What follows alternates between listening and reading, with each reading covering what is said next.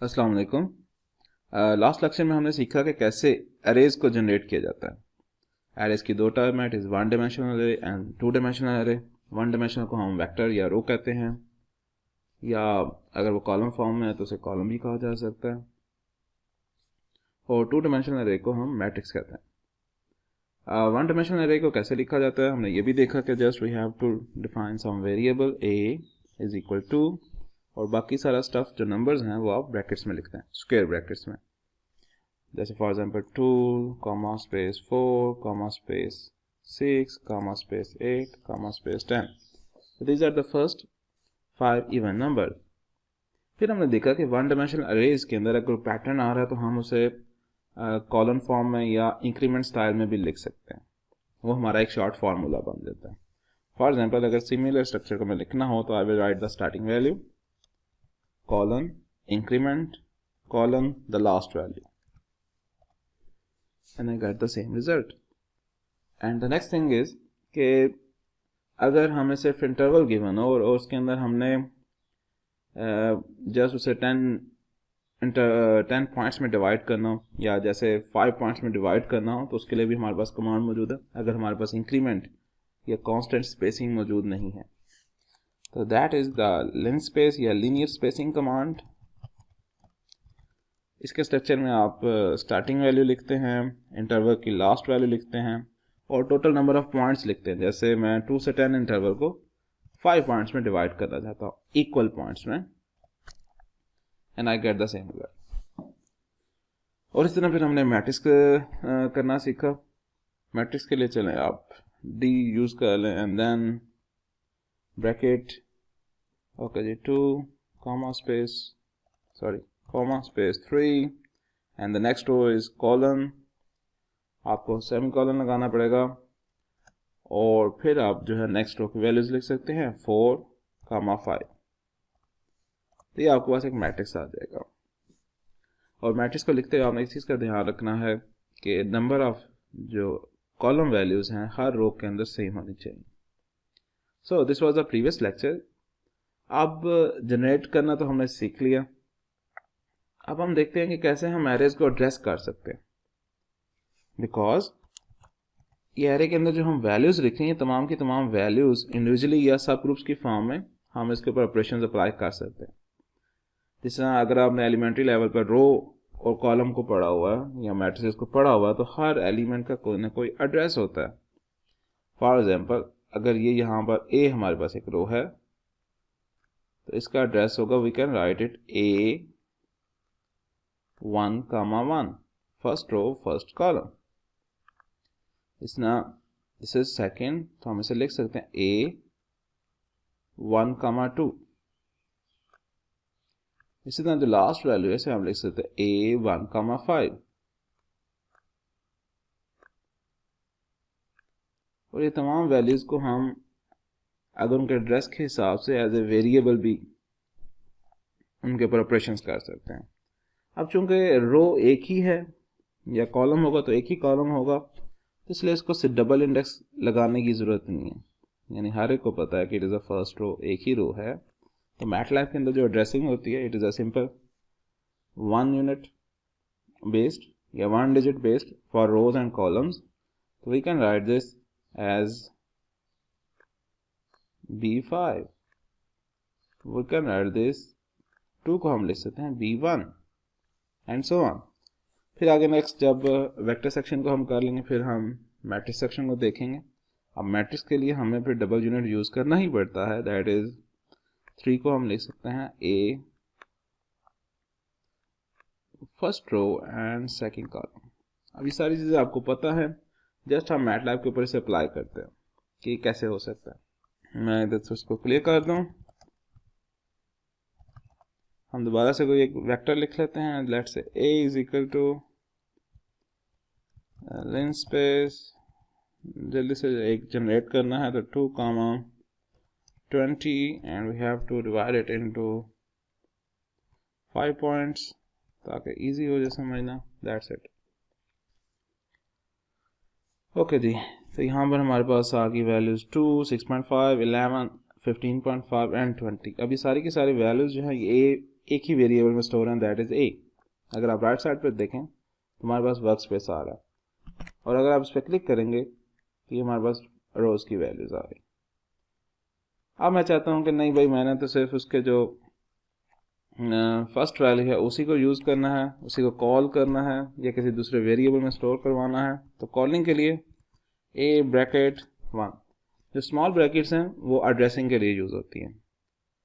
जिस तरह square brackets हैं वो जो रो है या एरे है उसको लिखने के लिए इस्तेमाल होती है। तो इन ब्रैकेट्स का आपने ध्यान रखना। जैसे ही मैं A1 लिखूंगा ये 2 हो जाएगा। अब मैटलैब में जो है ये हमारे पास आसानी है कि इसकी एड्रेसिंग 1 से स्टार्ट होती है, अनलाइक C++ जिसकी एड्रेसिंग 0 से स्टार्ट होती है। यानी कि फर्स्ट वैल्यू होगी that will B A0, the second value will be A1 and so on. तो ये थोड़ा सा हमारे लिए ट्रिकी हो जाता है उसको मैनिपुलेट करना। तो मैटलैब में इस चीज़ को फिनिश कर दिया गया। अब मैं चाहता हूँ कि नहीं, I have to write the third value and store it to some other variable. तो x is equal to A3 value store हो गई है। तो आप यानी इसको इजीली इतना समझ सकते हैं कि इनमें से हर जो एड्रेस है वो एक सेपरेट वेरिएबल है। जस्ट क्या है कि बजाय कि मैं 5 वेरिएबल्स अलहदा से ABCD लिखूं, instead I can write just 1 row vector और उसके बाद एड्रेसिंग कर सकता हूँ। ये मेरे लिए ज़्यादा इजी है। फिर आगे जाकर हम देखेंगे नेक्स्ट चैप्टर्स में कि कैसे इस एड्रेसिंग की वजह से, रो एड्रेसिंग या मैट्रिक्स एड्रेसिंग की वजह से हम इसके ऊपर लूप्स वगैरह बहुत इजीली अप्लाई कर सकते हैं, जो कि दूसरे वेरिएबल्स के ऊपर नहीं कर सकते। अगर आपको लूप्स का थोड़ा बहुत हाउ नाउ है तो you can easily understand it, नहीं तो कोई मसला नहीं। नेक्स्ट लेक्चर में जब हम पढ़ेंगे तो इसमें भी मैं दोबारा डिस्कस कर दूंगा। अब जिस तरह हम वेरिएबल्स के ऊपर ऑपरेशंस अप्लाई करते हैं, सेम एज इट इज़ हम इनके ऊपर भी ऑपरेशंस अप्लाई कर सकते हैं। We can write square root A5, I get the answer. I can write into the complex algebraic expressions. For example, 2 steric A1 plus sin D A5, जो मर्जी आप लिखें, बल्कि इसके अंदर ही हम लिख लेते हैं स्क्वायर रूट A3। ओप्स, एक आई थिंक ब्रैकेट का फर्क रह गया। तो ये तो स्क्वायर रूट कंप्लीट हुआ है एंड देन एक साइन की भी ब्रैकेट। फाइन। तो यहाँ पर पहले हमने देखा सबसे पहले मैटलैब में स्केलर्स के ऊपर कैसे ऑपरेशन अप्लाई की जाता है, फिर हमने वेरिएबल्स के ऊपर देखा, फिर हमने देखा कि एरेज के जो वेरिएबल्स है उसके ऊपर कैसे अप्लाई कर सकते हैं। यानी कि ये भी टाइप एक वेरिएबल्स ही हैं, जस्ट एक लिखने का स्टाइल डिफरेंट है। हमने बहुत ज़्यादा वैल्यूज़ को एक ही रो में स्टोर कर लिया हुआ है, अब हम इसके ऊपर डिफरेंट ऑपरेशंस कर रहे हैं। अब ज़रूरी तो नहीं कि हम सिर्फ एक ही वैल्यू को एड्रेस कर सकें। क्या मैं ज़्यादा वैल्यूज़ को नहीं बुला सकता? जैसे मैं चाहता हूँ कि मैं फर्स्ट और सेकंड वैल्यू को रिकॉल करूँ, तो उसके लिए इतना मुश्किल बात नहीं है। एरे इंडेक्सिंग का स्टाइल क्या है? ए स्मॉल ब्रैकेट्स, और अगर इसके अंदर मैं 2 वैल्यूज़ को फाइंड आउट करना चाहता हूँ तो then I have to input a vector. मैं 2 एड्रेस लिखूंगा ना, फॉर एग्जाम्पल 1 and 2। तो उसका एड्रेस जब भी आपने वेक्टर लिखना है तो you have to put square brackets. अब इसके अंदर मैं इनपुट दूंगा, कौन सी वैल्यूज है? 2, 1 स्पेस 2। तो वो क्या करेगा? बाय डिफॉल्ट पहले A1 आपको लिख कर देगा, फिर A2 लिख कर देगा। This is it. मीन आप इनपुट के अंदर जो एरे का एड्रेस है उसकी इनपुट में सिंगल वैल्यू भी लिख सकते हैं, आप उसके अंदर वेक्टर भी लिख सकते हैं या एरे भी लिख सकते हैं। This is a very important point, इसको आपने ज़रा गौर से सुनना क्योंकि बात इसी में गलती होती है। ओके, तो जिस तरह जब हम इसके अंदर एरे लिख सकते हैं, जैसे मैं यहाँ पर 4 कर लेता हूँ, 5 लिख लेता हूँ, मैं मेरी मर्जी, मैं अब 5th एड्रेस पहले लिखना चाह रहा हूँ देन 4th एड्रेस, तो नो प्रॉब्लम, मेरे पास वो सेम रिजल्ट आएगा। ये A5 की वैल्यू पहले आ गई एंड देन ये A4 की वैल्यू आएगी। तो जब हमने वेक्टर लिख लिया या एरे लिख लिया तो फिर एरे के सारे कॉन्सेप्ट्स हम यहाँ पर अप्लाई कर सकते हैं। जैसे मैंने यहाँ पर मैनुअल इनपुट दी, अब मैं इसके अंदर कॉलन स्टाइल में भी लिख सकता हूँ, मेरी मर्जी मैं लिनस्पेस स्टाइल से भी लिख सकता हूँ, लेकिन ज़्यादातर वो हम प्रेफर करते हैं कि हम कॉलन स्टाइल से लिखें, क्योंकि लिनस्पेस में बाज़ मसला ये आता है कि जैसे हमने यहाँ पर भी लिखा था कि वैल्यूज़ पॉइंट में आ जाती हैं। अब एक बात आप हमेशा याद रखें कि जो इंडेक्सिंग है, जो एड्रेसिंग है, वो हमेशा इंटीजर्स में होती है, वो कभी भी पॉइंट फॉर्म में नहीं होती। यानी कि this is A1, this is A2, this is A3, ये नहीं है कि this is A1, this is A1.5, ये तरीक़ाकार ही गलत है। तो इंडेक्सिंग हमेशा यूनिट स्टाइल में होती है। तो अगर तो आपके लीनियर स्पेस से आंसर्स इंटीजर में आ रहे हैं तो फिर तो ठीक है, लेकिन अगर डेसिमल फॉर्म में आएंगे तो फिर एरर आ जाएगा। तो अभी हम एक कॉलम स्टाइल का इसके अंदर ऑपरेशन लगाते हैं, ए ब्रैकेट्स। अब कॉलम स्टाइल में अगर आपने लिखना है तो we can ignore the square brackets. I can write 1 2 और टोटल जो हमारे पास वैल्यूज हैं वो है 5। तो ये करेगा कि पहले सबसे पहले फर्स्ट एड्रेस को पिक करेगा, देन उसमें 2 का इंक्रीमेंट, फिर थर्ड एड्रेस और फिर फिफ्थ एड्रेस। तो हमारे पास 3 वैल्यूज आएंगी। So this is it. So this is A1, this is A3 and this is A5। और अगर आप ऊपर देखें तो A1, A3 and A5।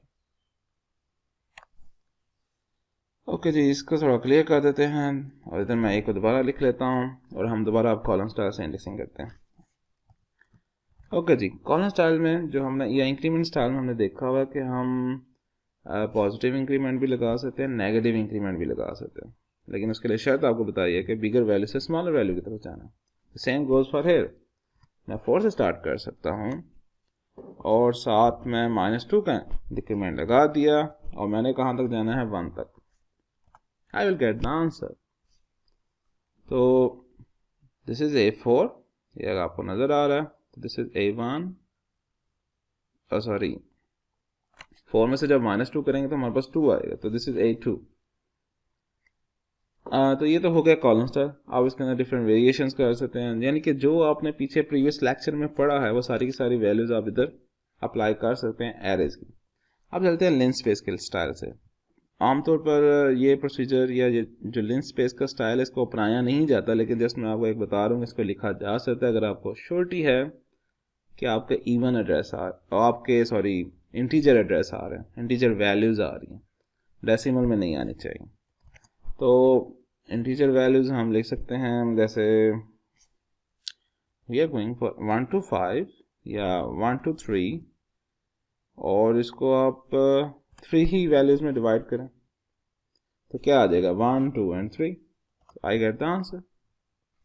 This is A1, sorry this is A1, this is A2 and this is A3। तो ये था array को एड्रेस करना, ठीक है। आमतौर पर हम मैनुअल एड्रेसिंग करते हैं।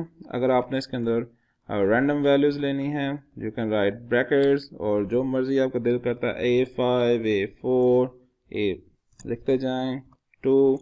आप एक ही वैल्यू को बार बार भी एड्रेस कर सकते हैं, it's up to you.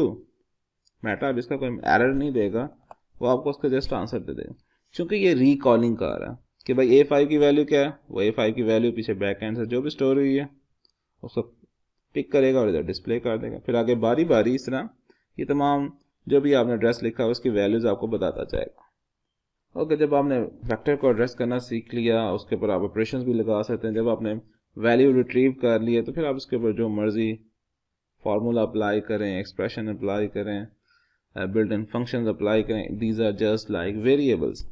Okay, अब हम इसमें थोड़े से मज़ीद देखते हैं चीज़ें कि एड्रेसिंग के साथ साथ इसमें हम कैसे मज़ीद इम्प्रूवमेंट ला सकते हैं या मज़ीद कमांड इसके ऊपर क्या अप्लाई हो सकती हैं रोज़ के ऊपर। तो एक तो ये चीज़ है कि अगर हम एड्रेस ही लिख रहे हैं तो व्हाट इफ़ कि मैं एक एड्रेस ऐसा लिख दूँ जो कि हमारी एरेज के लिहाज से ज़्यादा हो। फॉर एग्जाम्पल इसकी तो लिमिट है A5 तक। What if I write A6 then, तो हमारे पास एरर आ जाएगा। वो बता रहा है कि index exceeds the number of array elements. आपके एरे के एलिमेंट्स 5 हैं, आप इंडेक्स 6 लिखते हैं। और एक और चीज़ है कि जब हम इसको एज वेरिएबल ट्रीट कर रहे हैं तो वेरिएबल को तो वैल्यूज खुद भी असाइन की जा सकती हैं, ये सिर्फ रिट्रीव करने के लिए तो नहीं। तो what if I write A4 is equal to something value, say 20, तो अब क्या होगा? तो जैसे वेरिएबल को ओवरराइट किया जाता है, अगर कोई वेरिएबल की वैल्यू पहले स्टोर है, जैसे x इज इक्वल टू 4 और मैं लिखता हूँ x इज इक्वल टू 6, तो क्या करता है मैटलैब? प्रीवियस वैल्यू को अरेज कर देता है और न्यू वैल्यू इसमें स्टोर कर देता है। तो same goes for these variables जो कि एरे के एलिमेंट्स हैं। तो इसने क्या किया कि जो A4 एड्रेस है उसके ऊपर जो भी वैल्यू थी दैट वाज 8, उसको अरेज किया और न्यू वैल्यू जो है वो उसकी जगह पर फिक्स कर दी। और जैसे ही आप इसको असाइन करेंगे वो न्यू वैल्यू को अपडेट करेगा और साथ पूरे का पूरा वेक्टर भी लिखेगा, ताकि आपको एक पता चल जाए कि वेक्टर चेंज हो गया। अब इस तरह आपने एक वैल्यू को लिखा है, आप मल्टीपल वैल्यूज को भी लिख सकते हैं। आप इधर लिख सकते हैं कि जी A5 is equal to 1, comma A1 is equal to -10। तो पहले उसने A5 की वैल्यू चेंज की और फिर A1 की वैल्यू चेंज। ओके, तो इसका मतलब है कि हम वैल्यूज को असाइन कर सकते हैं, उसमें चेंजेस कर सकते हैं। और व्हाट इफ कि अगर मैं सिर्फ एक ही एड्रेस को खुद से वैल्यू असाइन करूं, मेरे पास कोई वेक्टर नहीं है, जैसे फॉर एग्जांपल b, और मैं लिखता हूं, बजाय कि मैं b की वैल्यूज लिखूं, मैं लिख लेता हूं b2 इज इक्वल टू 12।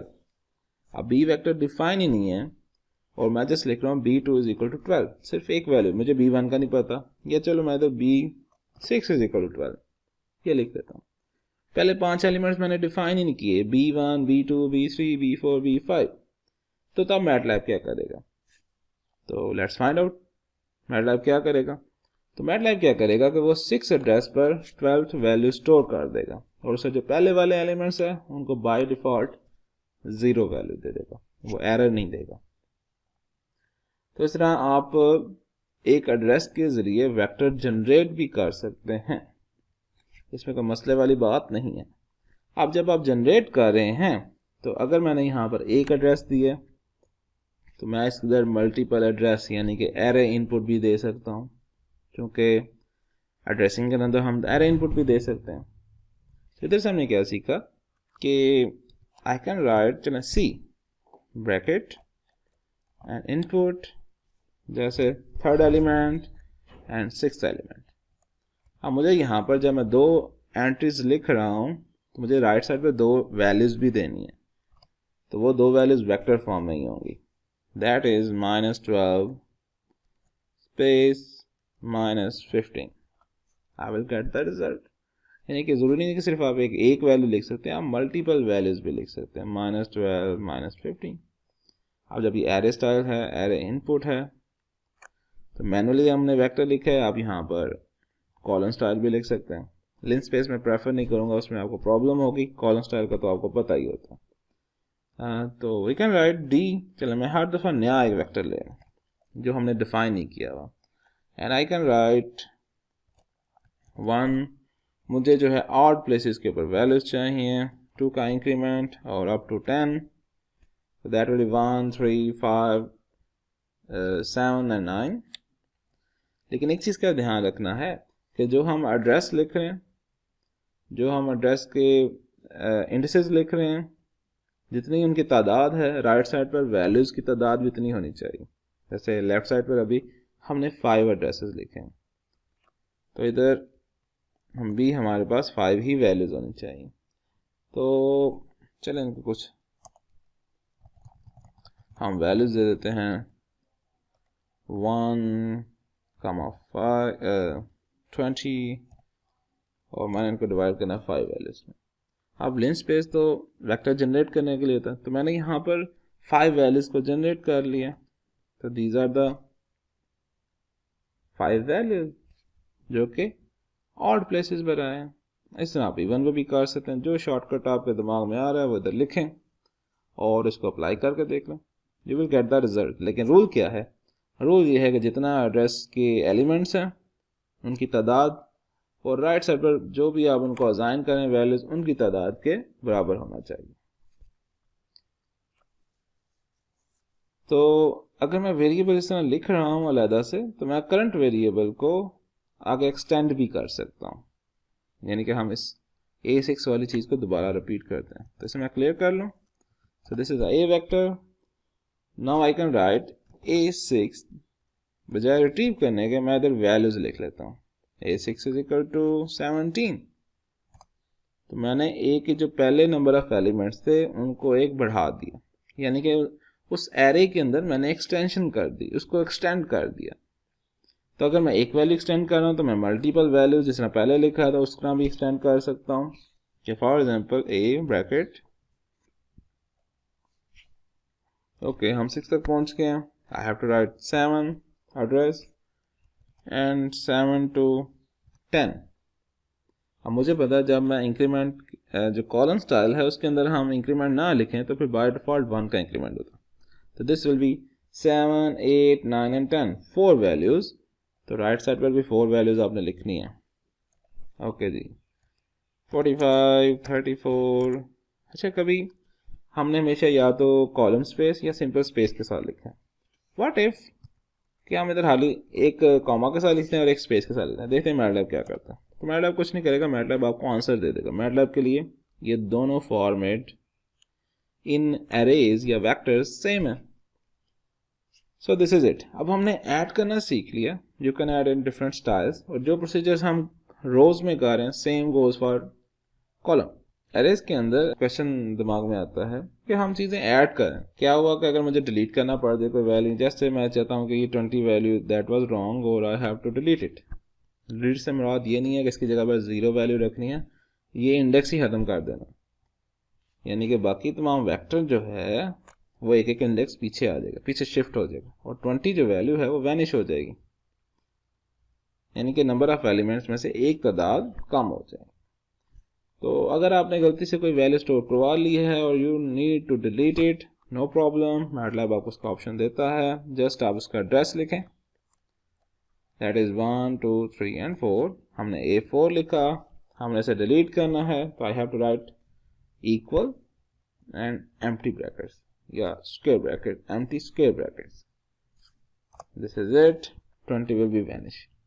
जैसे आपने एक एलिमेंट को डिलीट किया, आप मल्टीपल एड्रेसेस को डिलीट करना चाहते हैं, तो you can write the element address here and just right the square brackets, empty square brackets, और तमाम के तमाम डिलीट हो जाएंगे। फॉर एग्जांपल मैं यहाँ पर लिखना चाहता हूँ कि जो कह लें हमारे पास वैल्यूज़ हैं 5, 6, 7, 8, 9, ये डिलीट हो जाए, तो मैं क्या लिखूँगा 5 to 9, और ये नहीं कि मुझे 5, 5, 6, 7, 8, 9, हाँ 5 वैल्यूज़ हैं और तो मुझे 5 दफ़ा स्क्वायर ब्रैकेट्स लगानी पड़ेंगी एम्प्टी, जस्ट एक से ही काम चलेगा, वैनिश। तो ये आपने सीख लिया कि कैसे आप एलिमेंट्स ऐड भी कर सकते हैं और डिलीट भी कर सकते हैं। अब यही ऑपरेशंस हम एक दफ़ा कॉलम के साथ करते हैं ताकि उसकी भी प्रैक्टिस हो जाए। तो पहले हमें कॉलम जनरेट करना पड़ेगा। तो let's say b is equal to b, चलें वेरिएबल पहले हमने लिखा हो लेकिन कुछ नहीं होता, b को हम दोबारा लिख लेते हैं, बल्कि इट्स बेटर कि आप पहले क्लियर ऑल कर लें ताकि सारे का सारा जो भी वेरिएबल स्टोर हुए हैं वैनिश हो जाएं, एरेज स्टोर हुई हैं वो वैनिश हो जाएं। तो b is equal to 2 to 3 का इंक्रीमेंट एंड अप टू 14। तो चलें, ये मेरे पास वैल्यूज आ गई, लेकिन ये तो रो है, I have to put column style. तो इसके लिए लगाएंगे स्क्वायर ब्रैकेट, तो ये मेरे पास आ गया कॉलम। अब जो इंडेक्स है वो सेम है, जैसे this is A1, this is A2, this is A3, this is A4, this is A5, इसमें कोई डिफरेंस नहीं है। हम इसके अंदर कोई चीज़ ऐड करनी है, तो we can write b is equal to b6 is equal to 23, आपके पास रिजल्ट आ जाएगा। आपने इसके अंदर b10 ऐड करना है, ओके फाइन, 90, तो 10th प्लेस पर 90 को ऐड कर देगा। जो इंडेक्स हमने डिफाइन नहीं किए वो उधर जीरोस लगा देगा। इस तरह हमने को डिलीट करना है एलिमेंट, मल्टीपल एलिमेंट्स डिलीट करने हैं, फाइन।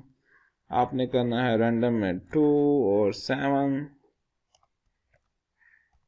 तो उसे हम डिलीट कर देंगे। डिलीट के लिए हमें एम्प्टी स्क्वायर ब्रैकेट्स लगानी है एंड वैनिश। हाँ, एक चीज़ रहेगी कि व्हाट इफ के अगर मैंने दो वेक्टर्स को ज्वाइन करना हो या दो कॉलम्स को ज्वाइन करना हो, ठीक है, मेरे पास दो वेक्टर्स गिवन है और मैं उनको ऐड करना उनको उनकी वैल्यूज को लिखना चाह रहा हूँ। ऐड करना तो नहीं होगा सीन के, मतलब पहले एक वेक्टर की वैल्यूज आए और फिर सेकंड वेक्टर की वैल्यूज आए। तो इसको भी एक दफ़ा देख लेते हैं। इस कंसेप्ट को मैं आपको समझा देता हूँ कि let's say a is equal to 2, 3 and 4। चलें, वेक्टर ही लिखना है, a लिख दिया, and b is equal to 3, 4 and 5, fine. अब मैं चाह रहा हूँ कि हम एक वेक्टर c लिखें जिसके अंदर एलिमेंट्स पहले a के हैं और फिर b के हैं, बजाय ये कि हम मैनुअल लिखें जी एक एलिमेंट 2, 3, 4 एंड देन फिर 3, 4, 5। तो ये चलें दो तीन वैल्यूज़ के लिए तो हो जाएगा, लेकिन व्हाट इफ अगर हमारे पास वेक्टर्स बहुत बड़े हों, 20 के हों, एलिमेंट्स की तादाद 20 हो, तो फिर प्रॉब्लम करेगा। और वैसे भी एक चीज़ का ध्यान रखें कि बंदे को खुद भी सोचना चाहिए कि एक चीज़ हमने कंप्यूटर में स्टोर की हुई है, मशीन में स्टोर की है, तो क्यों ना हम उसको यूज़ करें। तो इसलिए आप इसको इस तरह भी लिख सकते हैं कि डी, ये भी तो एलिमेंट्स ही हैं, तो आप जैसे उसका वेक्टर लिख दें, दैट इज ए। तो ये क्या होगा, ये पहले ए की वैल्यूज को लिख देगा, और देन चूंकि हम रो स्टाइल में ऐड कर रहे हैं, तो रो के अंदर हम एलिमेंट्स को कैसे लिखते हैं, one element space second element. तो यहाँ पर हम क्या करेंगे कि first number of elements space second vector elements, तो we can write b, I will get the same result। तो इस तरह दो क्या दो से ज़्यादा आप वेक्टर्स को आपस में ज्वाइन कर सकते हैं। और इसके अंदर ये भी है कि आप कॉलम की वैल्यूज़ को भी लिख सकते हैं। फॉर एग्जांपल मैं इसको लिख देता हूँ b is equal to b dash, यानी कि b मैंने अब वेक्टर बना दिया, और अब मैं दोबारा a और b की वैल्यूज़ को लिखना चाह रहा हूँ। तो I will simply write a, and मैंने इसको रो बनाना है ताकि मुझे रो के एलिमेंट्स चाहिए। तो फिर यहाँ पर हमें फॉर एग्जांपल b जो है अब एक कॉलम वेक्टर्स है, आप उसे ट्रांसपोज लगाकर रो वेक्टर बना लें, ठीक है। अब सिमिलरली अगर आपने कॉलम में दो वेक्टर्स को ज्वाइन करना है, तो लेट्स से c, तो कॉलम में हम किस तरह वैल्यूज को लिखते हैं, फर्स्ट वैल्यू, फिर semicolon, second value, then semicolon, third value, तो ये हमारे पास एक कॉलम आ जाता है। तो इसी तरह आप प्रीवियस वेक्टर्स को भी लिखें a, तो वो तमाम a की वैल्यूज को रो में लिखेगा, लेकिन हमें चाहिए कॉलम स्टाइल में, तो फिर हमें इसको कॉलम वेक्टर बनाना पड़ेगा। और फिर एक दफ़ा तमाम कॉलम की वैल्यूज आ गई, नेक्स्ट के लिए हमें क्या करना पड़ता है, रो में स्पेस देनी पड़ती है, तो कॉलम से हमें सेमी कॉलन लगाना पड़ेगा एंड फाइन। और उसके बाद सेकेंड वेक्टर b, पहले ही हमारे पास कॉलम वेक्टर है इसलिए इसकी ज़रूरत नहीं है, दैट्स इट। तो इस तरह आप चीज़ों को लिख सकते हैं a और b एंड सो ऑन, और किसी भी वेक्टर को आप लिखकर ज्वाइन कर सकते हैं। जैसे c है, चलिए कोई और वेक्टर ले लेते हैं, लेट्स से e। ओके जी, a वेक्टर है, आप चाहते हैं उसके बाद कुछ खुद से कॉलम स्टाइल में लिखना, तो you can write 2, 3 and 5, fine, वो आगे आ जाएंगे इसकी वैल्यूज। आप चाहते हैं किसी और लिंक स्पेस से आप जनरेट करें, चूंकि लिंक स्पेस ने भी तो वेक्टर ही जनरेट करना है, तो यू कैन राइट, मैं कांस्टेंट वेक्टर लिखना चाह रहा हूं, तो a11 और 5 एलिमेंट्स वो आ जाएंगे। ओके जी, लास्ट में हम एक कोई सिंगल वैल्यू लिख देते हैं, स्क्वायर रूट 2, तो आई गॉट द रिजल्ट। तो इसके बाद हम इंशाल्लाह एक्सरसाइज करते हैं, तो उसमें ये चीज़ें मज़ीद क्लियर हो जाएंगी। तो अब चलते हैं क्वेश्चंस की तरफ, ताकि जितना हमने पढ़ा है उसको हम प्रैक्टिकली अप्लाई कर सकें। तो first question is create a row vector va1 colon 3 colon 34। तो उसने एक कॉलन स्टाइल में आपको वेक्टर दे दिया और साथ बता दिया कि that has 12 elements. Okay fine, आपने एक वेक्टर क्रिएट करना है, कमांड उसने दी हुई है। नेक्स्ट आगे क्या करना है, then create a new 9 element vector vb from the elements of va such that the first 5 elements are the first 5 elements of V A. Okay, हमने अब वी ए से एक नया वेक्टर क्रिएट करना है, दैट इज़ वी बी, और उसके पहले 5 एलिमेंट तो सेम एज इट इज़ होने चाहिए, लेकिन the last 4 elements are the last 4 elements of V A. Okay जी, तो हमने कुछ चूज़ करने हैं 9 एलिमेंट्स, पहले 5 और लास्ट 1 4। सेंटर वालों को हमने नहीं पिक करना, और उसने साथ हमें बता दिया हुआ कि आपने कौन सी किस स्टाइल से आपने इसको लगाना है। Use the colon symbol to address a range of elements. Okay जी, फाइन। तो चलिए सबसे पहले हम जो गिवन वेक्टर है उसको क्रिएट करते हैं। वी ए कैपिटल है तो कैपिटल लिखते हैं, जैसे आपको क्वेश्चन में डिमांड हो उसके मुताबिक लिखें, लेकिन फिर कैपिटल और स्मॉल वर्ड्स का आपने ध्यान रखना है। 1 3 34 इसको हम जनरेट कर लेते हैं ताकि एलिमेंट्स को हमें जो कंपैरिजन है उसमें करते हुए प्रॉब्लम ना हो। ओके, जिसके अंदर 12 एलिमेंट्स आ रहे हैं। ओके, नेक्स्ट हमने करना है कि हमने वी बी को क्रिएट करना है, तो we write V B is equal to, अब चूंकि 2 पैचेस हैं वी ए के, फर्स्ट 5 एलिमेंट्स का पैच अलहदा है जिसमें 1 का इंक्रीमेंट आ रहा है, और लास्ट 4 एलिमेंट्स का पैच अलहदा है। तो आई विल राइट ब्रैकेट और फर्स्ट पैच लिखते हैं वी ए, कॉलन स्टाइल में लिखेंगे। अब चूंकि 1 का इंक्रीमेंट है तो मैं शॉर्ट फॉर्म यूज़ कर सकता हूँ जिसमें हमें स्पेसिंग नहीं लिखनी पड़ती। तो जब भी आपको शॉर्ट फॉर्म की जगह मिल जाए तो ज़रूर यूज़ करें ताकि ज़रा एक थोड़ा सा प्रोफेशनल लुक आ जाए। ओके जी, अब मैं स्पेस के बाद सेकंड जो पैच है, सेकंड वेक्टर कह लें, वो लिखने लगा हूँ, that is again V A, और ये लास्ट 4 एलिमेंट्स हैं। अब इसका एड्रेस हम कैसे लिखेंगे, लास्ट 4 एलिमेंट्स का कौन कौन से इंडिसेस बनते हैं। तो वैसे तो अगर हम देखें तो ये 25 28 31 एंड 34 है। तो तरीका तो ये है कि आप शुरू से गिनने शुरू हो जाएं कि दिस इज़ फर्स्ट एड्रेस, बल्कि हम पहन लें तो this is 1, this is 2, this is 3 4 5 6 7 8, तो ये 9th एड्रेस बना, 9 10 11 एंड 12। तो यहाँ से हमें पता चल गया कि 9 to 12 हमने जाना है।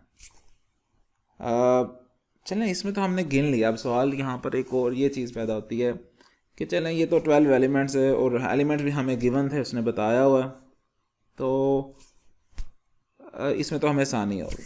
लेकिन व्हाट इफ के अगर हमारे पास हों ही 150 एलिमेंट्स, 1000 वेक्टर एलिमेंट्स हों, तो फिर तो हम गिनने बैठ जाएंगे। हमें कहा जाए लास्ट 250 एलिमेंट्स निकालें या लास्ट 179 एलिमेंट्स पुट करें, मतलब ये कोई सीन ऐसा काउंटिंग वाला मैनुअली वाला काम अच्छा नहीं है। हमारे पास कोई ना कोई एक फार्मूला होना चाहिए।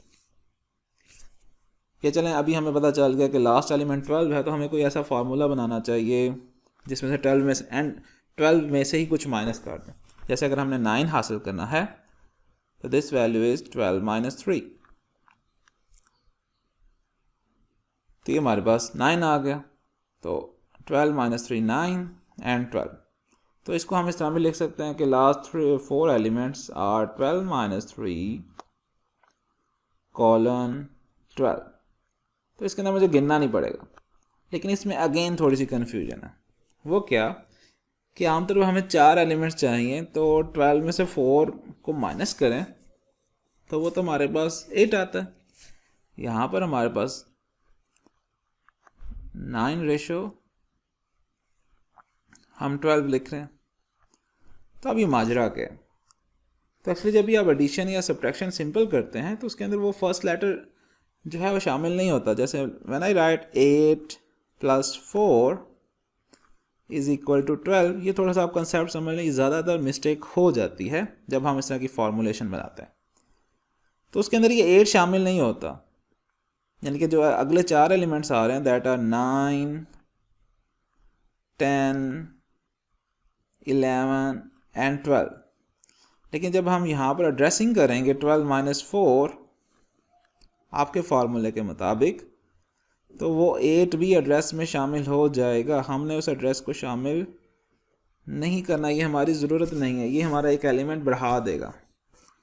तो इसलिए सिंपल रूल इज़ दिस कि जब भी आपको कहा जाए कि लास्ट 4 एलिमेंट्स या लास्ट 5 एलिमेंट्स, तो आप just total number of element जितने भी हैं 12, और जितने आपको एलिमेंट चाहिए उसमें से एक कम कर लो। जैसे 4 चाहिए तो राइट 4 - 1, एक जस्ट सिंपल रूल आपको बता रहा हूँ। And colon and last element. तो ये आपका फॉर्मूला बिल्कुल फिट बैठ जाएगा। जैसे मैं यहाँ पर लिखता हूँ, चलिए मैं दोनों तरीक़ों से लिख के बता देता हूँ। 9:12 एक सिंपल बनता है, वही आंसर आया। अब मैं यहाँ पर 12 - 4 था, चूँकि 4 एलिमेंट चाहिए तो आई विल राइट 4 - 1 ताकि एक फार्मूला बन जाए। I get the same result. Last 4 elements जो हमारे गिवन वेक्टर के हैं, फर्स्ट 5 एलिमेंट्स जो हमारे 13 भी शामिल है, और ये हमारे पास सेम आ रहे हैं। अब मज़ीद इसमें अगर हम चलें तो बाज़ात हमें तो वेक्टर की लेंथ में नहीं दी होती कि इसके अंदर कितने एलिमेंट्स हैं, तो फिर क्या करेंगे। यहाँ पर तो उन्होंने बता दी ना कि आपके पास 12 एलिमेंट्स हैं। अगर ना बताए होते फिर तो हमें मैनुअली गिनना ही पड़ना था। तो हमेशा याद रखेंगे जब भी हम मशीन यूज़ कर रहे हैं, we don't have to do anything manually. Manual काम नहीं करना, मशीन की मदद लें। तो मैटलैब में इसकी कमांड मौजूद है। चूँकि this is the end value, तो इसको हम जो एड्रेस है we can simply call it end. जैसे मैं लिखता हूँ VA ब्रैकेट एंड, तो मेरे पास क्या आ जाएगा, लास्ट इंडेक्स आ जाएगा। अब इसी तरह मैं ऊपर वाली जो कमांड लिखी है उसमें जस्ट 12 की जगह पर एंड लिख देता हूँ, तो दिस इज इट। ठीक है। बाकी आप ये -4 - 1 इसको आप डायरेक्ट 3 भी लिख सकते हैं, it's not a big deal. ये तो मैंने जस्ट आपको एक फार्मूला बनाने के लिए बताया। अब हमारा ये जो फार्मूला है ये बड़ा इन्हांस हो गया कि मुझे याद नहीं रखना पड़ा कि कितने इसके अंदर टोटल एलिमेंट्स हैं। मैंने ये याद रख लिया कि अगर मुझे लास्ट 4 एलिमेंट चाहिए तो मुझे 3 एलिमेंट्स को माइनस करना। So this is it. अब इधर से यहीं पर डिस्कशन जब हो रही थी कि हमें टोटल नंबर ऑफ़ एलिमेंट्स का कैसे पता चलेगा, तो उसको भी देख लेते हैं। It is a nice question. चलें बात करते हुए जहन में आ गया कि मैं कोई एक वेक्टर लिखता हूँ, A = some complex things 1:3 ratio या column 29।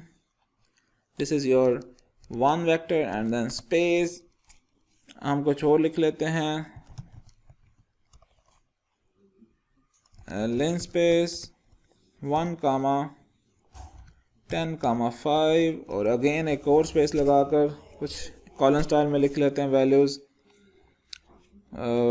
2, 27, 100 and some extra values 5, 9, -27, √3। चलो ये मैंने एलिमेंट्स लिख दिया। ओके क्लिक, फाइन, ये मेरे पास आ गए। यहाँ से मुझे पता चल रहा है 23, इसके अंदर 23 एलिमेंट्स हैं। लेकिन जब हम इसे किसी स्क्रिप्ट फाइल में लिखते हैं तो तब तो मुझे नहीं पता कि इसके अंदर कितने एलिमेंट्स हैं।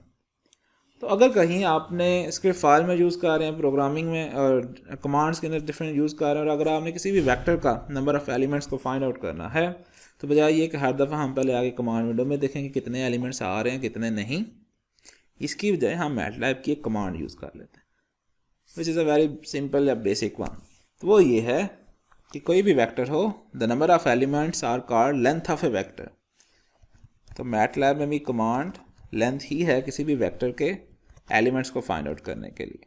तो सिंपल आप लेंथ A लिखें, आपके पास 23 आ जाएगा। अब नेक्स्ट चलते हैं एक और क्वेश्चन की तरफ प्रैक्टिस के लिए कि create 2 row vectors VD and VE, वो भी कॉलम स्टाइल में आपको गिवन है। Then create the following new vector by assigning elements of VD and VE to the new vectors. Okay जी, इसके 2 पार्ट्स हैं तो हम इसे 1 by 1 देखते हैं। The first one is a vector, name it to VDE that contains the second through the fifth elements of VD, यानी कि 2 से लेकर 5 फिफ्थ प्लेस पे जो भी एलिमेंट है, second to fifth place elements वो हमने देखने हैं। और देन उसके बाद 4 through 7 एलिमेंट्स ऑफ VE, और जो VE सेकंड वेक्टर है उसके हमने 4 से लेकर 7 एलिमेंट्स लेने हैं। अगेन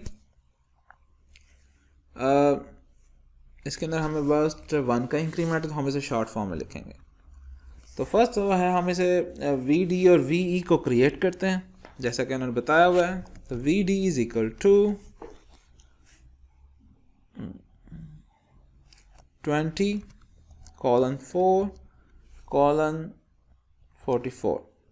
मुझे इसका आंसर नहीं चाहिए। I will put the suppressor, then VE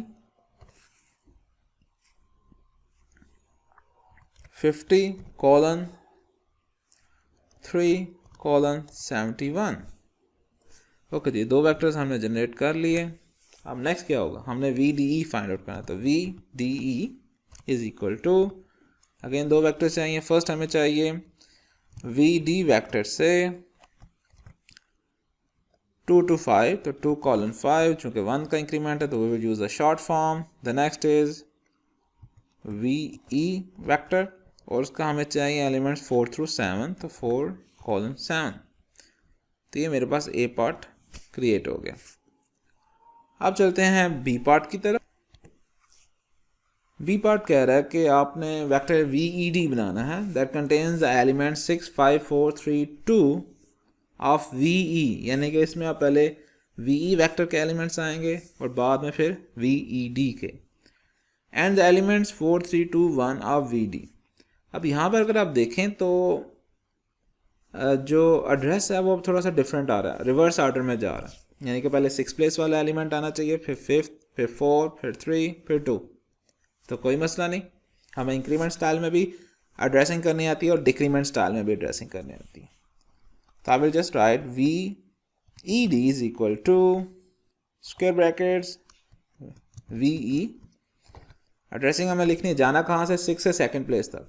तो 6 रेशो -1, चूँकि बाय डिफॉल्ट इंक्रीमेंट होता है, डिक्रीमेंट नहीं होता, तो I will write -1 and 2। Okay fine, आगे चलते हैं। VD के हमें कौन से एलिमेंट चाहिए, 4 to 1, तो I will write VD bracket 4 ratio -1 ratio 1। Ratio या वर्ड कॉलन एक ही बात है, तो मेरे से पता नहीं क्यों रेशो वर्ड ज़्यादा निकल रहा। तो कॉलन, तो 4:-1:1 एंड दिस इज इट। और साथ उन्होंने आंसर्स गिवन है, आप उसे आंसर्स को देख सकते हैं। This is your result. तो इसमें कोई मसले वाली बात नहीं है। अगर आपने बड़े इंडेक्स से स्मॉलर इंडेक्स की तरफ जाना या रिवर्स में कोई वेक्टर लिखना है, जैसे मैं यही कहता हूँ कि हम VED जो ये वेक्टर लिखा है, मैं चाहता हूँ कि इसके एलिमेंट रिवर्स में लिखे जाएं। यानी कि फर्स्ट एलिमेंट आना चाहिए 20, then 24, then 28, 32, 53, 56, 59, 62 एंड 65। तो अब क्या करेंगे, तो सिंपल, कोई मसला नहीं है, जस्ट आप कोई नाम असाइन कर लें। Let's B is equal to VED। Indexing करनी है तो रिवर्स ऑर्डर में जाना है, तो सबसे पहले लास्ट वाला एलिमेंट आना चाहिए। तो लास्ट एलिमेंट का एड्रेस क्या होता है, एंड। ठीक है, बजाय गिनने के वी कैन यूज एंड। हमने एंड कमांड को देख लिया कि कैसे हम यूज कर सकते हैं। कॉलन, डिक्रीमेंट कर रहे हैं तो -1, और जाना कहाँ तक है, फर्स्ट वैल्यू तक, तो फाइन। तो ये आपका जो गिवन वेक्टर है VED, ये सारे का सारे रिवर्स ऑर्डर में लिखा था। तो दिस इज इट। ओके जी, चलते हैं एक लास्ट चलो एग्जांपल को देख लेते हैं। तो the question is create the following 3 rows vector. आपने 3 पहले रोज क्रिएट करनी है। ओके फाइन, हम लिख लेते हैं। इस दफ़ा हमने कॉलन स्टाइल में लिखने के बजाय जो ट्रेडिशनल स्टाइल है मैनुअली वैल्यूज़ लिखी हैं, चूँकि इसके अंदर कोई पैटर्न नहीं बन रहा। ओके फाइन, तो इस तरह भी वेक्टर आ सकता है, कोई मसला नहीं। And B is equal to 4, 1, 9, -2 and 3, and C is equal to -3, 5, 0, 6 and 1। Challenge करना क्या हमने, वो ABC हमारे पास अगर आप वर्क स्पेस में देखें तो क्रिएट हो गया है। The A part is use 3 vectors in MATLAB command to create a 9 element row vector। हमने एक ऐसा वेक्टर बनाना जिसमें 9 एलिमेंट्स होने चाहिए, consisting from the first 3 elements of vector A, B, C respectively। तो हमने एक नया वेक्टर बनाना है जिसके अंदर पहले A के 3 एलिमेंट्स आ जाएं, फर्स्ट 3, फिर B के और फिर C के। So this is very simple one question. आप इसको कोई नाम दे लें। रो वेक्टर है तो RABC हम लिख लेते हैं, स्क्वायर ब्रैकेट्स। ओके जी, फर्स्ट 3 एलिमेंट्स चाहिए तो 1:3, आगे स्पेस, फिर B के, तो 1:3 एंड C 1:3। तो काइंडली ये रेशो को मिक्सअप ना कीजिएगा, चूँकि दो सिंपल रेशो के लिए भी यूज़ होते हैं, तो colon and ratio the same thing. अब बाय डिफ़ॉल्ट ये चीज़ें हो रही हैं तो इसे आप काइंडली इग्नोर कर दीजिएगा। तो 5 8 -1 4 1 9 -3 एंड 5 0। अब इसी तरह सेकंड में वो क्या कह रहे हैं, सेकंड पार्ट में जस्ट हमने कॉलम वेक्टर बनाना है कि use the 3 vectors in a MATLAB command to create a 9 element column vector consisting from the last 3 elements of vector ABC।